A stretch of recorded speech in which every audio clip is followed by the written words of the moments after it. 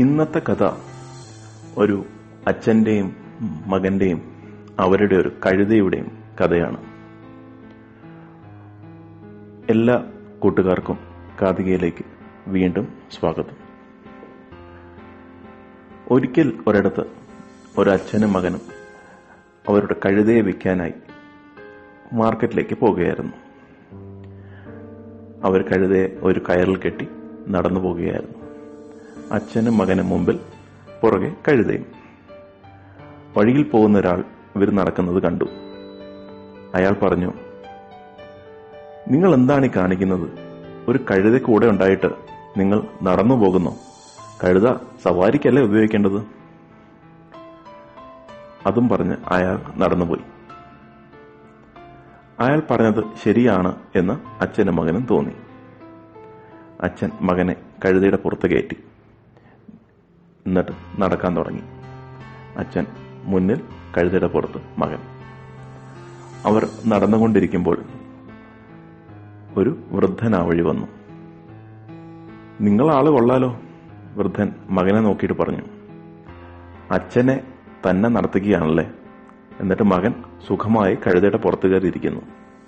ഇത് ശരിയാണോ മോനെ? അച്ഛൻ വലിയ പ്രായമായ ആളല്ലേ? ആ വൃദ്ധൻ അതും പറഞ്ഞ് മുന്നോട്ട് നടന്നുപോയി.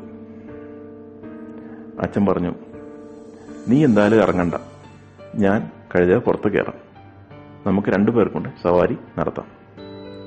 അങ്ങനെ അച്ഛനും മകനും കഴുതയുടെ പുറത്ത് കയറി. എന്നിട്ട് അവർ ചന്തയിലേക്ക്, മാർക്കറ്റിലേക്ക് നടന്നുപോയി. കഴുതപ്പുറത്ത് ഇരിക്കുന്ന അച്ഛനെയും മകനെയും കണ്ട് വഴിയോരത്ത് നിന്ന് വേറൊരാൾ പറഞ്ഞു, നിങ്ങൾ എന്ത് ക്രൂരതയാണ് കാണിക്കുന്നത്? ഈ കഴുതയുടെ പുറത്ത് നിങ്ങളെപ്പോലെ രണ്ട് വലിയ ആൾക്കാരാണോ കയറിയിരിക്കുന്നത്? തെറ്റല്ലേ നിങ്ങൾ ചെയ്യുന്നത്? ഒന്ന് ആലോചിച്ചു നോക്കൂ. അത് കേട്ടതും അച്ഛനും മകനും കഴുതയുടെ പുറത്തു നിന്ന് ഇറങ്ങി. ഇനി എന്താ ചെയ്യേണ്ടതെന്ന് അവർ ആലോചിച്ചു.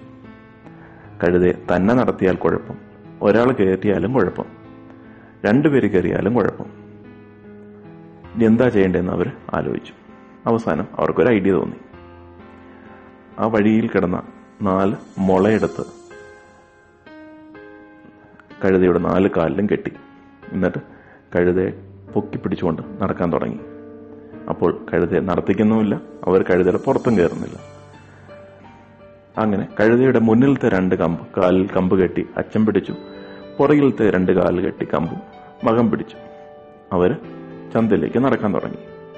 അത് കണ്ട് നാട്ടുകാരെല്ലാം ചിരിക്കാൻ തുടങ്ങി. മണ്ടന്മാർ, ഇങ്ങനെയാണോ കഴുതയെ കൊണ്ടുപോകുന്നത്? അവര് നടന്നു കിടന്ന് ഒരു പാലത്തിനടുത്തെത്തി.